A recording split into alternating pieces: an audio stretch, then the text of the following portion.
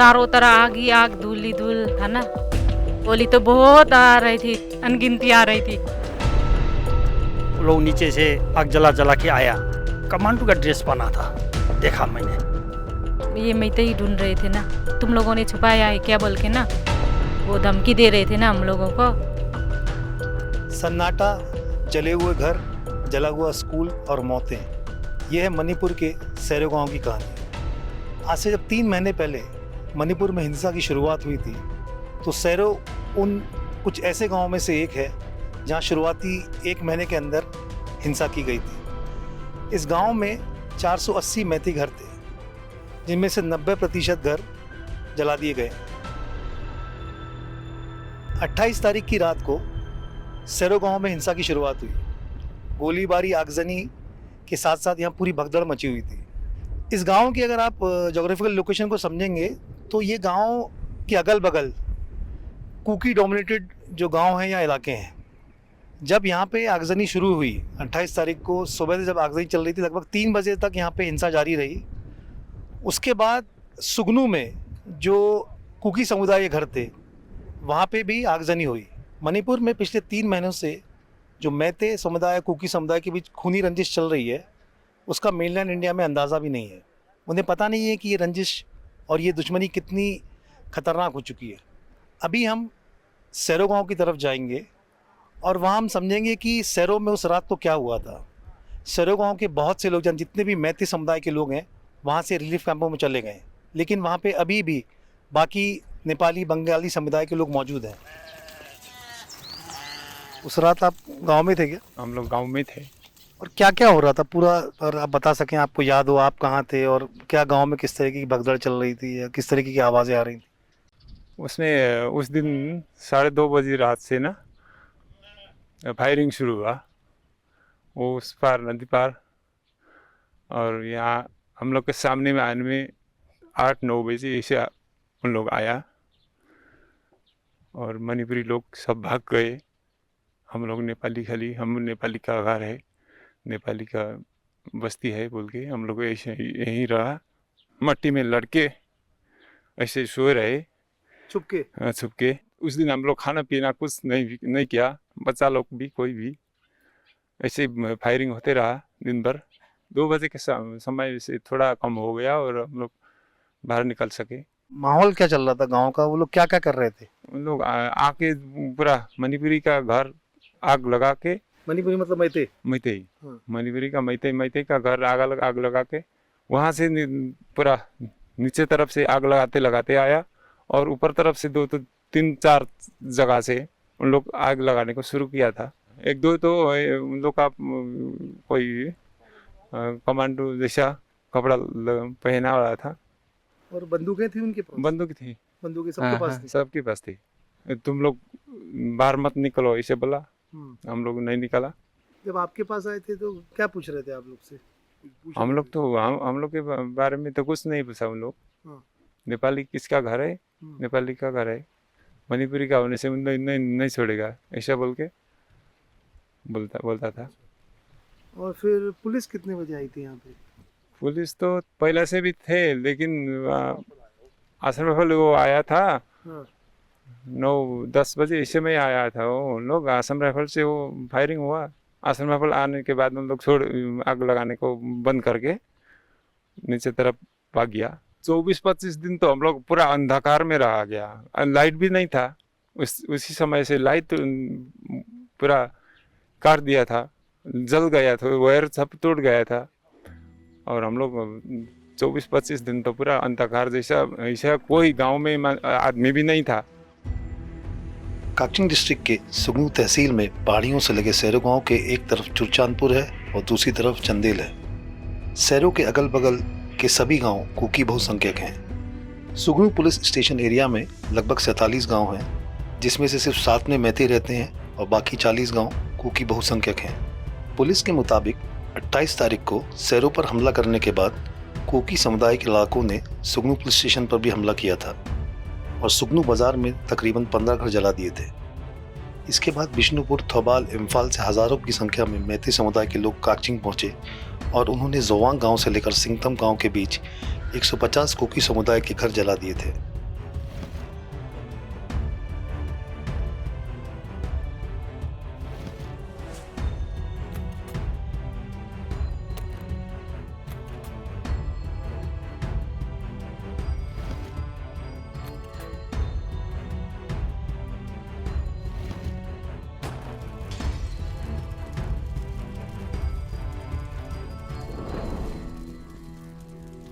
Starting से बताइए क्या हो गया था। जब वो लोग आए ना इधर में, हम तो अंदर में थे, तो वो लोग पेट्रोल वगैरह लेके घूम रहे थे, बंदूक में थे साथ में, और आके अंदर घुस के चेक किया कौन है कैसा है बोल के, और हमको तो सिर्फ बाहर भी निकलने नहीं दिया, अंदर ही रहे। और वो लोग इधर में मैती का घर में आग लगाना शुरू किया, तो हम तो ऐसे ही डर के मारे अंदर ही छुप गए थे ना। और जब ये आग लगा रही थी तो कितने लोग थे, क्या आवाजें आ रही थी, मतलब कब की बात है, रात के वक्त की बात है कि दिन के वक्त की बात है? सुबह का बात है, जब 8 बजे, करीब 8 बजे ये लोग इधर में पहुंच गए थे हमारे घर के आसपास। वो लोग 30-40, इधर में तो 30-40 ऐसे ही थे। वो राउंड किए, वो इधर में राउंड भी किया था ना हमारे घर के और वो आसपास। हम इधर में बाहर भी नहीं निकल सके ना, क्योंकि छोटा छोटा बच्चा था, मुश्किल था ना हम लोगों को भी बाहर निकलना, इसलिए खाना वगैरह भी नहीं खाए उस दिन। हम भी सो रहे थे ना, ताकि वो गोली लग ना जाए वो सोच के। गोलियों की कितनी आवाजें आ रही थी उस वक्त? गोली तो बहुत आ रही थी, इतने अनगिनती आ रही थी। एक तो अंदर भी घुस गया ना, जो हम सो रहे थे ना उसके बेड के अंदर भी घुस गए ना। वो लोग घुस के चेक तो किए ना, लेकिन वो अंदर में तो कोई नहीं थे, सिर्फ हम ही थे, तो वो लोग कुछ नहीं किए हम लोगों को। तो गांव की क्या हालत दिख रही थी उस वक्त? चारों तरफ आग ही आग, धूल ही धूल था ना, इतना गर्म था वो आग से जल के। बाहर निकलना भी हमको डर लग रहा था। अभी तो इधर में हम बंगाली नेपाली सिर्फ वही है, और कुछ नहीं है इधर में। अभी तो इधर में काफी भी नहीं खुल रहा है ना, बहुत मुश्किल हो रहा है ना हम लोगों को भी, खाने पीने बच्चे के लिए, न डॉक्टर है ना के कुछ भी नहीं है इधर में अभी तो।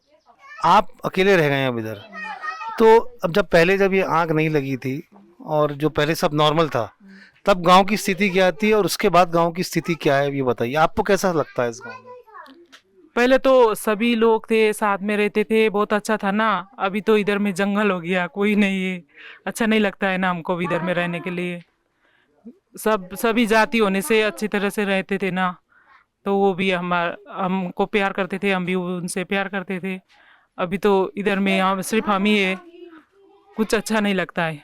और रात को यहाँ का माहौल कैसा होता है, मतलब जब ये सब घर जले हुए हैं तमाम, तो किस तरीके से आपकी यहाँ मतलब पुलिस वगैरह रहती है, क्या रहता है? हाँ, पुलिस तो ड्यूटी रहते है ना वो तो, लेकिन फिर भी हम भी तो थोड़ा सतर्क रहना चाहिए, क्योंकि कब क्या हो सकती है कुछ मालूम नहीं है अभी तक। कोई कुछ नहीं कह सकते ना, इसलिए थोड़ा डर के रहते। जब आपके घर में वो घुसे थे और उस वक्त मतलब जैसे जो भी शोरगुल हो रहा होगा या जो भी हो रहा, तो वो क्या चिल्ला रहे थे, क्या बोल रहे थे वो लोग, कुछ सुनाई दिया था आपको? नहीं, वो लोग तो ये मैते ही ढूंढ रहे थे ना, अंदर में छुप गया है क्या, तुम लोगों ने छुपाया है क्या बोल के ना, वो धमकी दे रहे थे ना हम लोगों को।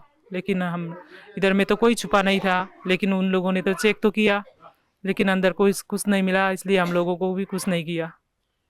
और जो कितने लोग आपके अंदर घर के अंदर घुसे थे, कितने लोग थे वो लोग? चेकिंग करने के लिए तो सिर्फ 2-3 आदमी ऐसे ही घुस गए। और उनके पास हथियार थे मतलब? हाँ, हथियार था। सुबह को 7 बजे जैसा में वो लोग नीचे से आग जला के आया, तो हम लोग तो जल के देखा, घर का अंदर में बैठ के मेरा फैमिली मेरा पोता पोती लेके बैठा था। तो उसी समय में वो लोग जला के आया, हल्ला करता है कुकी का भाषा से, वो लोग का भाषा से। तो हम लोग खिड़की खोल के देखा, वो लोग को हम लोग पहचानने को तो नहीं सका। तो 2-3 आदमी तो ड्रेस का भी था, और 2-3 आदमी 4 आदमी कितना वो लोग बिना ड्रेस का था, सिविल में।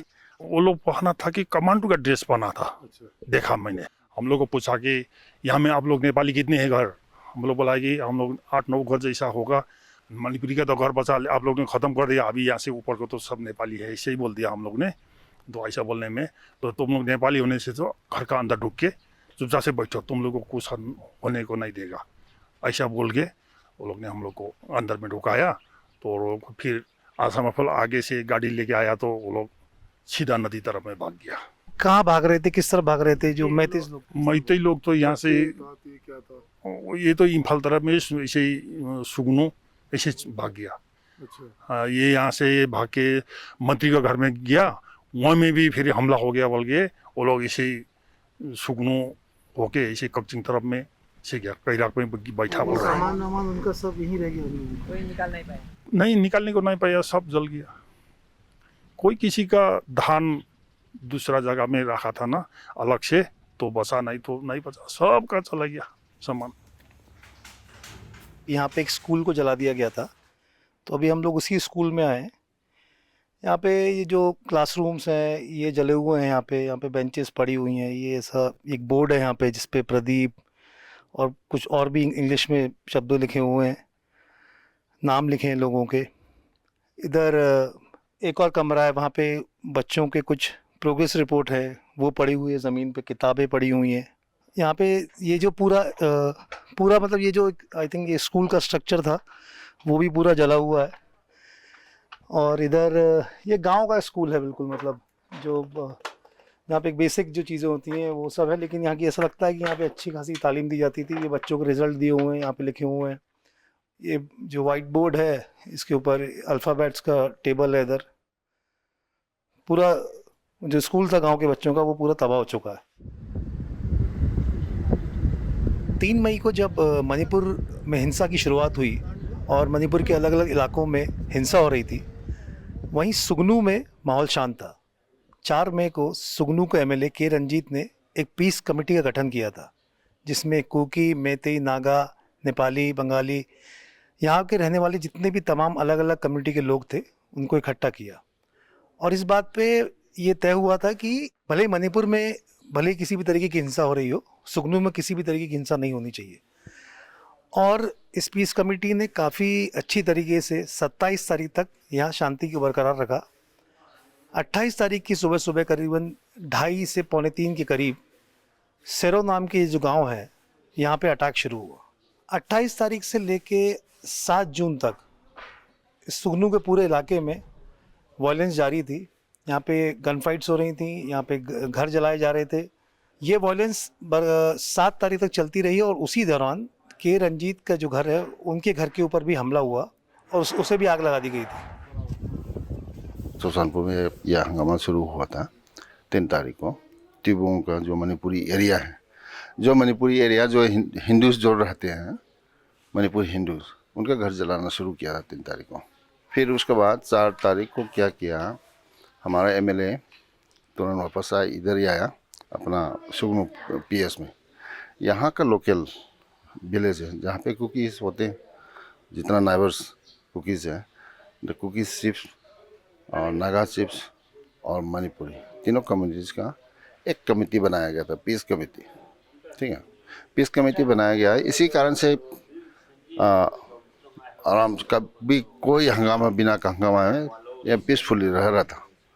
फिर अचानक 28 तारीख को 27 की सुबेरे और 28 की नाइट मतलब 2:30 बजे 2:40 पर ये 6 तरफ से अटैक करना शुरू किया था इस गांव में।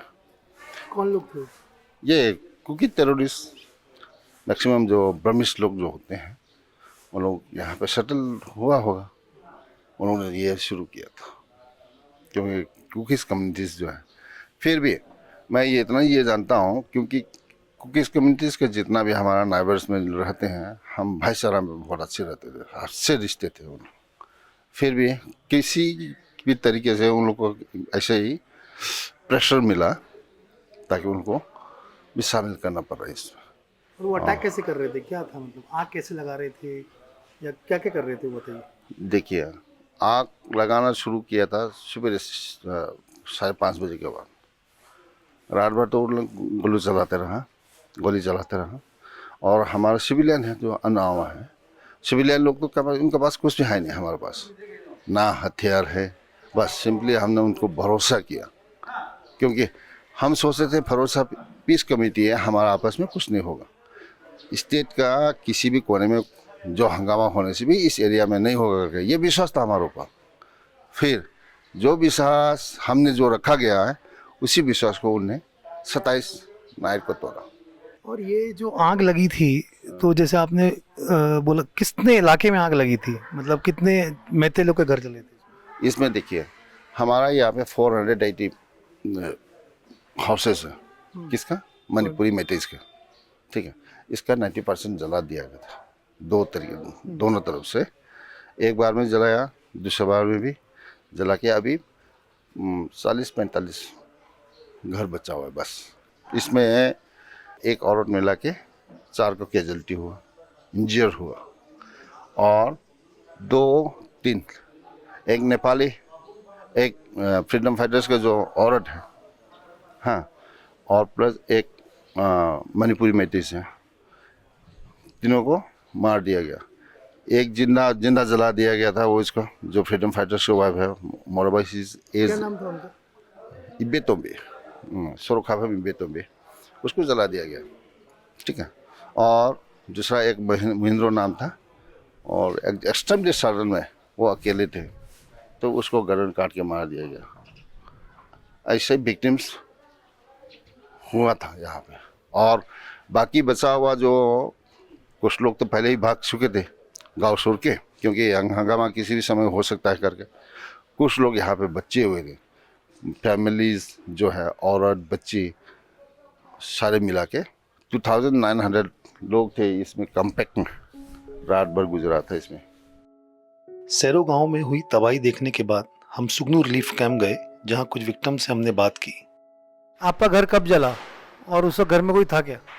जब मेरा घर जला गया था उसी दिन हम लोग घर पे नहीं थे। हम लोग ऑलरेडी 3-4 तारीख को हम लोग घर छोड़ के दीदी के घर में रहने लग गया, तो वहाँ पे डर से हम लोग ने वहाँ शेरों में नहीं गया। तो जिस दिन घर 28 को जब अटैक हुआ था, एक्चुअल अटैक हुआ था, उस समय हम लोग घर पे नहीं थे। घर जलने के बाद हम लोग कक्चिंग खुनऊ की रिलीफ कैंप में थे, तो वहाँ पे रिलीफ कैंप में खाने पीने का तो कोई दिक्कत नहीं था, वो लोगों ने बहुत अच्छे से ख्याल रखा हम जितना भी इनमेट्स का। लेकिन एक जो प्रॉब्लम है, क्योंकि मेरा बच्चा, छोटे छोटे बच्चे हैं, तो वो बच्चे के साथ ओपन में रिलीफ कैंप में साथ में रहना ये बहुत मुश्किल था। और एक तो घर पूरी तरह से जल गया, कुछ भी नहीं बचाया, तो उसी के लिए तो बहुत दुखी है बहुत। और हम लोग कब तक वो जितना जो लॉस हुआ है वो उसका भरपाई हम कब तक कर पाएंगे, ये तो बहुत मुश्किल है। लेकिन बस अभी जो हम लोग जिंदा है, ये रिलीफ कैंप, जितना भी रिलीफ कैंप वहाँ पे भी यहाँ पे भी हम लोग अच्छे से खिला पिला के रखा है। मेरा खेती तो नहीं है, लेकिन हम लोग ने धान खरीद के 1 साल के लिए खाने के लिए रखा गया था, वो तो जल गया। और सामान जितना भी जो घर का सामान है, मेरा बेड का अलमीराज और आयरन अलमीराज, और मेरा जो भी जितना भी घर की जो सामान ज़रूरत सामान है वो सब जल गया। देखिए गोदरेज दुगुम्बा खरा चाक रहा। जब आपका ये घर जल रहा था तो उस वक्त मतलब कैसे शुरुआत हुआ उसको, और आप लोग को जब घर लाने आए तो आप लोग क्या कर रहे थे, वहाँ से कैसे भागे आप लोग? जब पहले शुरू हुआ था तो पहले तो पता नहीं था, रात को कुछ आवाज़ आने लग गया, तो मेरा हस्बैंड बाहर जाके देखा, तो तब देखा कि दूसरों की, उनके घर तो तब तक नहीं जला गया था, दूसरों के घर अगल बगल में जब जलाना शुरू हुआ था देखा था, तो उनके हस्बैंड ने अंदर आके बोला अभी तो ये घर जलाना शुरू हो गया, इसीलिए हम लोग यहाँ से निकलना पड़ेगा। तो ये लोग मतलब जो रूट पे है, जो मेन रूट पे है, वहाँ तो आ नहीं पाया हम लोग, इसीलिए हम लोग दूसरों की घर की मतलब जो गली गली या कुछ ऐसे पासेस ढूंढ के आया। तो हम थोड़े देर के लिए, तो रात की टाइम था, इसीलिए हम लोग थोड़ा रास्ता भी वहाँ पे भटक गया था, लेकिन बहुत मुश्किल से आते आते मतलब एमएलए के घर हम लोग पहुँच गए, और वहाँ पे हम लोग घुस के एमएलए के घर में रहा था। हाँ, उस समय हम लोग कुछ भी ले नहीं पाए, क्योंकि हम लोग ऑलरेडी बहुत सारा, क्योंकि अगल बगल से अब वो बम की आवाज़ भी आया था, बंदूक की आवाज़ भी आया था, और घर भी जस्ट बगल की घर पीछे की तरफ घर जलना शुरू हो गया। इसीलिए हम लोग बच्चे का 1-2 सामान जो बैग, छोटा सा बैग में हम घुसा के बच्चे और हम लोग आ गया, भाग के आ गया। तो बाद में उन्होंने फिर, उस समय उनके हस्बैंड बाहर में था, मैंने मेरे हस्बैंड को बोला कि कुछ ब्लैंकेट भी लेके आइए। तो उस समय मेरा हस्बैंड ने बोला घर तो जल गया। तब मैंने विश्वास नहीं किया, दोबारा बोला आप मजाक मत करो, एटलीस्ट ब्लैंकेट तो ले आओ, हम जहाँ भी रहेंगे कुछ ब्लैंकेट की ज़रूरत पड़ेगा। तो फिर मेरा हस्बैंड ने बोला नहीं घर जल गया। तो उस वक्त मैं बहुत मतलब ऐसा फीलिंग था कि, क्योंकि शहरों में सब ने बोला कि बंगाली और नेपाली का घर तो कुछ नहीं होगा, तो मेरा हस्बैंड तो, मैं तो बंगाली हो गया अभी, और हम लोग का घर भी जला गया था। तो आपको ऐसे क्यों लगता है कि मतलब आप बंगाली हो गई फिर भी आपका घर क्यों जलाया गया? अभी तक हम लोग भी हैरान में हैं क्योंकि ये कुकी और मैतेई का ही लड़ाई की जैसा बोला गया था और शेरों में तो बंगाली और कुकी लोगों के साथ कोई ऐसे मुनमाती नहीं था। तो हम लोग ने भी यही सोच के हम लोग घर से कुछ नहीं लेके आया कि हम लोग को घर नहीं जलाएगा, लेकिन अभी जल गया। तो अभी तक हम लोग भी बहुत हैरान में है कि हम लोग कोई पर्टिकुलर रीज़न हम लोग नहीं पता चला। और शेरों में 5 बंगाली लोगों का घर भी जला गया है और 10 दुकानों भी जला गया है बंगाली का। तो इसलिए हम लोग कोई भी अभी कोई पर्टिकुलर रीज़न या एक तरफ हम सोचते हैं कि मैं मैतेई हूँ इसलिए हो भी सकता है। मणिपुर में अब तक 60,000 से ज़्यादा लोग विस्थापित हो चुके हैं। सैरो गांव की कहानी हमें मणिपुर हिंसा का शिकार हुए दोनों ही समुदाय के हजारों लोगों का दर्द बयां करती है।